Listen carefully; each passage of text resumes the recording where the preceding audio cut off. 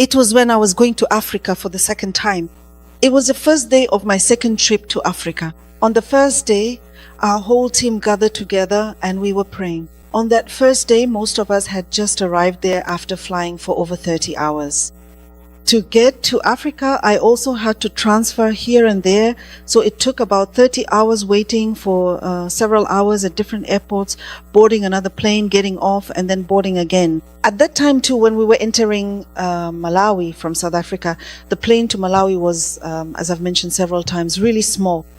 It was so small that you'd want to take a picture of it, just because of how tiny it was. And as I looked at that planet, there are a lot of people who have been to Africa, right? I'm not sure if it's like that for everyone, but the plane I took to Malawi was really small. It was so small that once you got on, there were only 2 rows of seats. It only had 2 rows and it couldn't hold many people. It was a kind of plane where you just climb up 3 steps to get in.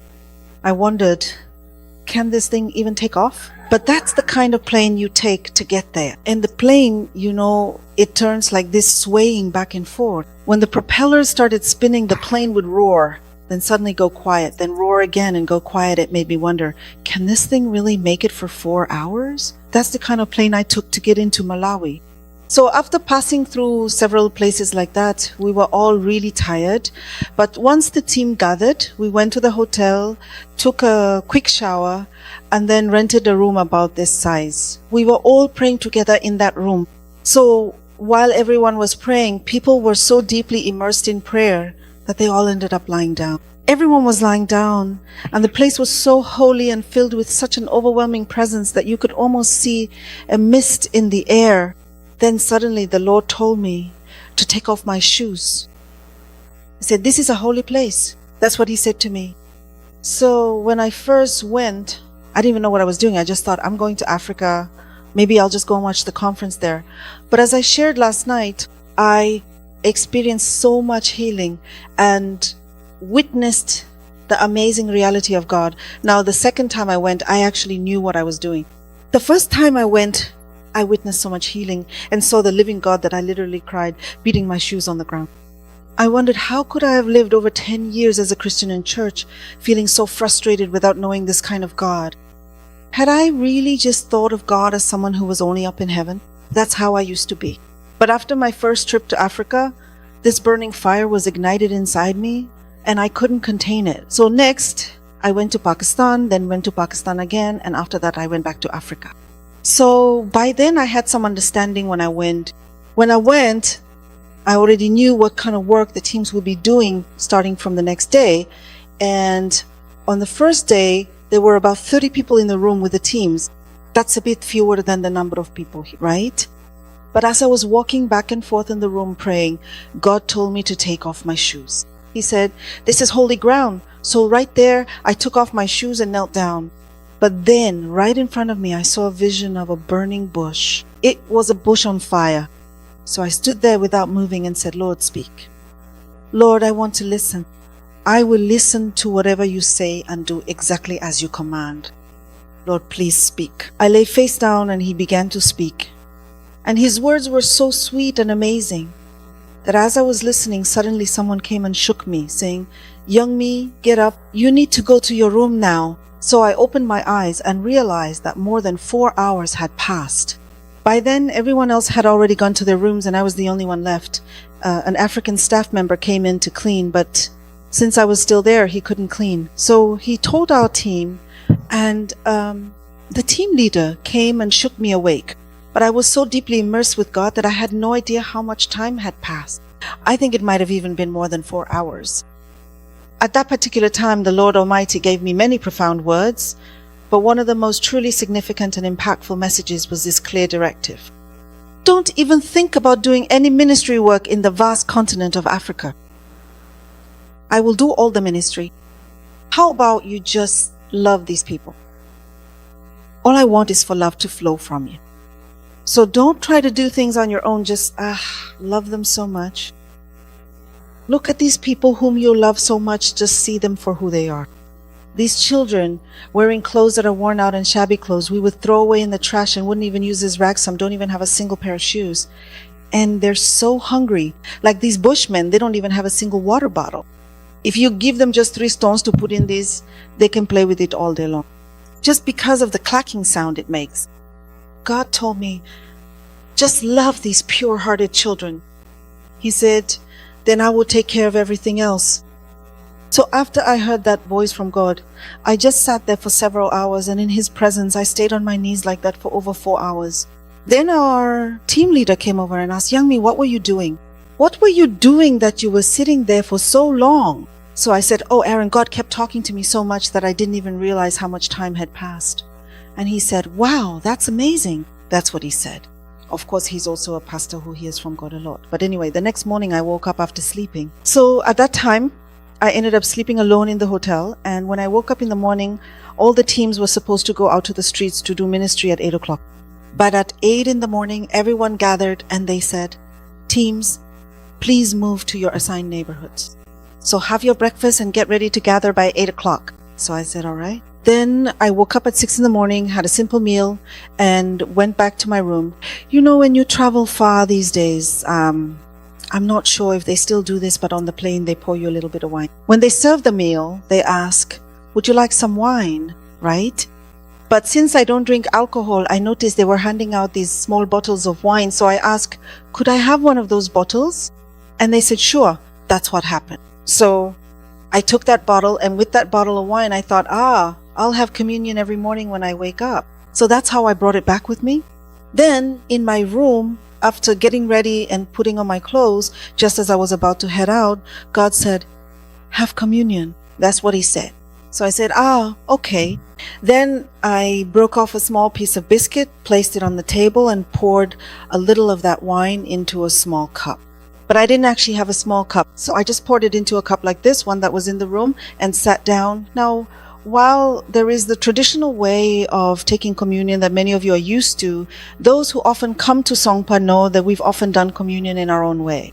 I don't just think of this as ordinary wine, and honestly, I don't really drink much. Whether it's water or wine in the cup, I receive it as the Lord's precious blood shed at the foot of the cross. I receive it believing that it is filled with His blood, and with gratitude to the Lord, I drink this blood. Isn't that what truly matters? Don't you agree? So as I was pouring the wine and holding the cup, the Lord showed me that today Jesus was nailed to the cross, His head bowed, and He wanted me to receive the blood dripping from His nose. This blood was the blood falling from the crown of thorns on the cross. So I received it, and as I saw the cup fill up, I drank it, and then I just collapsed right there in my hotel room. I was overwhelmed with tears, heartache, and gratitude. All these things that God was doing moved me so deeply. I was so overwhelmed that I couldn't even put it into words. After drinking it all and eating the biscuit, I gave thanks as I partook of the Lord's flesh. Sobbing uncontrollably, my makeup completely washed away. Then, in that state, I got into our team's car, and at 8 in the morning, we left for a small village. But in that small village, though I had shared there a few times, before as we were entering the alley, I saw 2 women writing something on the ground with wooden sticks. As I was walking by, God spoke to me. That first woman argued with her husband last night. So, say something to comfort her about her husband. And the second woman wants to become a school teacher, but she married into a very poor family, so she had to give up her dream and couldn't become a teacher. And she feels a lot of sadness about that. So comfort her as well. So I went up to her and said, you had a fight with your husband last night, didn't you? Of course, I had an interpreter with me. So I said, you had a fight, right? And as I said this, I added, this is what God does. Then she started crying her eyes out. And the woman next to her, well, I had $100 in my pocket. So I gave her $100. And if you've heard my story about 50,000 kwacha, you'll understand just how much money $100 is so significant it was there in Malawi, Africa. So as I gave her that money, I told her, buy some notebooks and pencils with this and start teaching the children at home. God will lead you to become a school teacher. So we just hugged and cried together, and then right next to us, there was a man carving something out of wood, furniture. But what the Lord showed me in the spirit was that this man would join a team to build the very first apartment complex in Malawi. When I told him this, he burst into tears. And everywhere I went, God amazed people through me with words of revelation and words of knowledge. And then, as I left there and turned the corner of the alley, the first child appeared. One of his eyes was blind. His eye was deformed and he couldn't see out of it. So I still remember sharing about this before, and I haven't forgotten his name, Oscar, that 5-year-old boy. You know, when you go to Africa, a lot of kids tend to follow you around. All the other kids were following me, but this boy couldn't keep up and lagged behind. The other kids kept throwing stones at him. They'd say, "Why are you following us here?" They wouldn't let him join in. But his mother had dressed him in a tank top so worn out that we wouldn't even use it as a rag. For example, the boy was wearing my husband's old tank top, so tattered you couldn't even tell which part was which, and he came barefoot, just following wherever the other kids went. But what struck me first were his eyes. It was like his eyes were finally starting to open. And then, after turning the second corner, a girl appeared. She was 13 years old. If you scroll down on my Facebook, you can find all of this written there. I've posted all the photos and everything. But this 13-year-old girl, she also wasn't able to fit in with her friends. But when I looked at her feet, she was barefoot, and it really broke my heart. So before I went to Africa, I had bought a pair of slippers.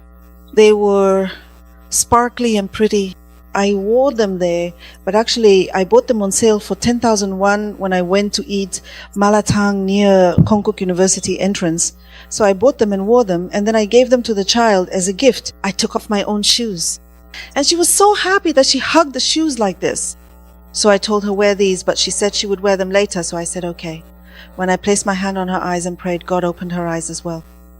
And when I turned and headed toward the entrance saying, my time is up, so I have to go meet up with my team now, the children said, no, you can't. You can't. They insisted and led me down an alley where there was an elderly woman who was dying. The Lord opened my eyes to see that she was being constricted by a huge python. So I asked, where does it hurt? When I asked, she said, I can't breathe. And I could see that the snake was tightly coiled around her body.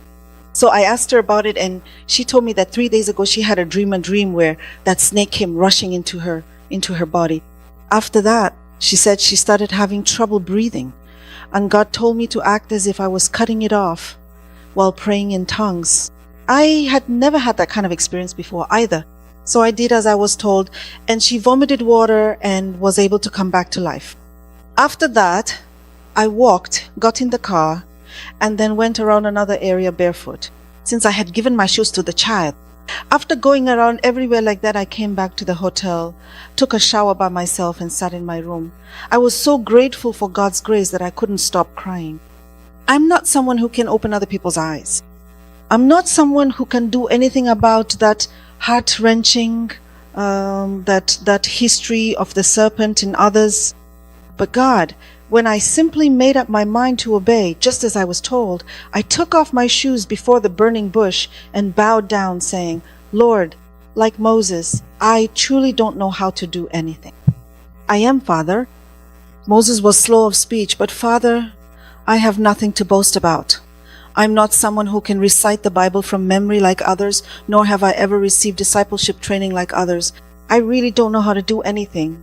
But if you just give me something to do, I'll simply say amen and do it.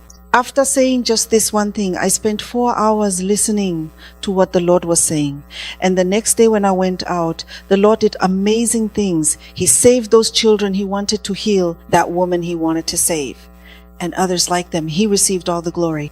So right there, we interviewed them, took their photos, and saw those people come back to life, and that child's eyes opened. Then the next evening, when we went to the Culsid revival meeting, the child whose eyes had been opened, a 13-year-old, came as well. So I asked, can you see well? How many fingers am I holding up? How many fingers am I holding up? But then the child kept holding on to the shoes. Those 10,000 won shoes were the most precious gift he had ever received in his life. So I said, you're supposed to wear these. Shoes aren't for carrying around. You're supposed to wear them. But he said, I know that, but I just can't bring myself to wear them. Isn't that just so beautiful? That's what God's love is like, isn't it? So when our brother gathered us together today to talk about the burning bush, this story came to my mind. God's amazing love when we simply offer ourselves saying, Lord, I can't do anything on my own. I'm not a capable person, but if you command me, I can do anything. When we confess, Lord, if you just give me the task, I will do it. God doesn't only use people who stand at the pulpit. Whether it's your workplace, the sales office where you work, the hospital if you're a doctor performing surgeries, your place of work as a nurse, or even a department store, wherever you are, when you confess, Lord, if you just give me the task, I will do it. God will use you as a light in that very place. So instead of trying so hard, what if we emptied ourselves even more? So rather than striving even harder, just say, God, please just use me. I simply want to do as you say, according to the word you give me.